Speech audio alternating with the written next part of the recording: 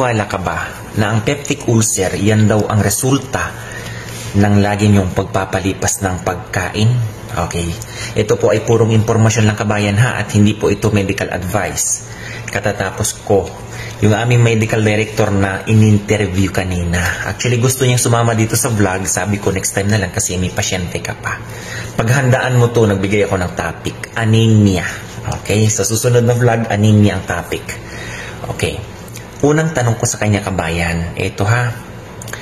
Dok, totoo ba na yung peptic ulcer ay dahil sa pagpapalipas ng pagkain? Okay. Ito ang mga kadahilanan na sinabi niya, which is tugma sa mga nabasa kong studies and research at literature kabayan. Okay?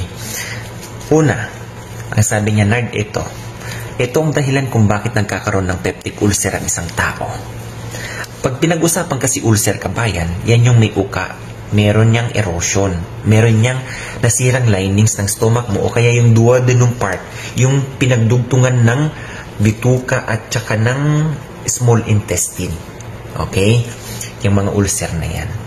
Una kabayan, bakit ko tinatakal dito sa laboratory? Dahil may part kami. Kami ang gumagawa ng test para matukoy kung ikaw ay positive dito sa bakterya na ito na dahilan ng pagkakaroon ng peptic ulcer. Ano yan, sir? Helicobacter pylori. Ito yan. So, ito yan. Actually, dalawa yan. Helicobacter pylori, antibody at saka antigen. Ito sa dugo, ito sa dumi. Ngayon kabayan, bakit may partisipasyon kami mga medtech? Kami kasi tumutukoy dyan eh. Dito sa pasyente kasi namin ngayon, ito ang nagpa-test niyan, 4 ang positive. Nung tinanong ko si Doc, lahat ba nitong pasyente mo pare-pareho ng nararamdaman? Lahat ito masakit ang tiyan. Okay? Pero 4 dito, positive sa Helicobacter pylori. Antigen.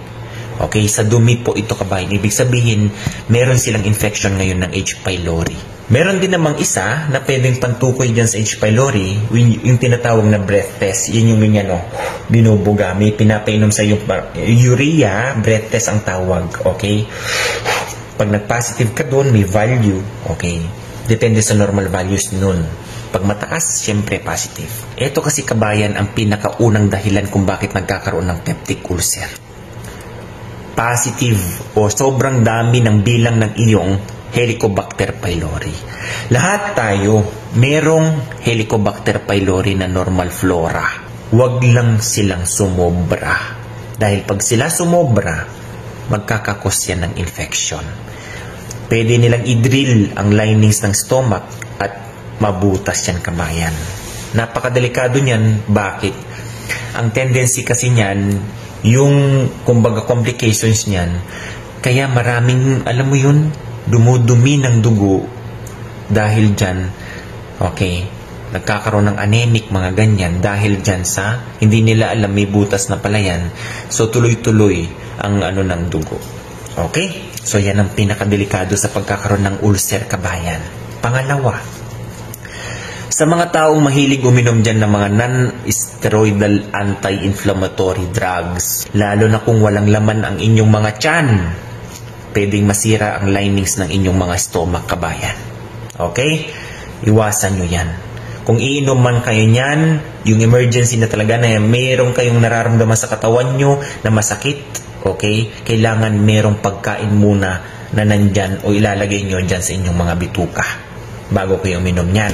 O kabayan, with doctor's advice ha. O, alam ko marami dyan. Self-medication. Pag may masakit, NSAIDs, non-steroidal anti-inflammatory drugs agad para tanggal ang sakit. Alam nyo naman, ang epekto niyan kabayan pag lagi kang gumagamit ng ganyan ha. May vlog na ako dyan. Pangatlo kabayan na sinabi ni doktor, bisyo.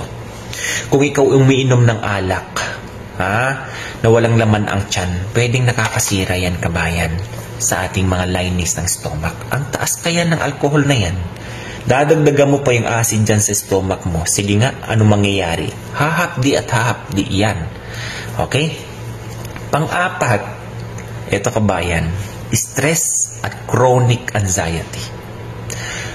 Ang tao kasi kabayan pag stress at may anxiety, bumababa ang immune system, yung resistensya ng katawan. Tendency niyan, pag bumaba ang immune system mo, syempre, mahina yung kapag may papasok na illness o kaya sakit, dadapo agad, prone ka sa pagkakaroon ng ulcer.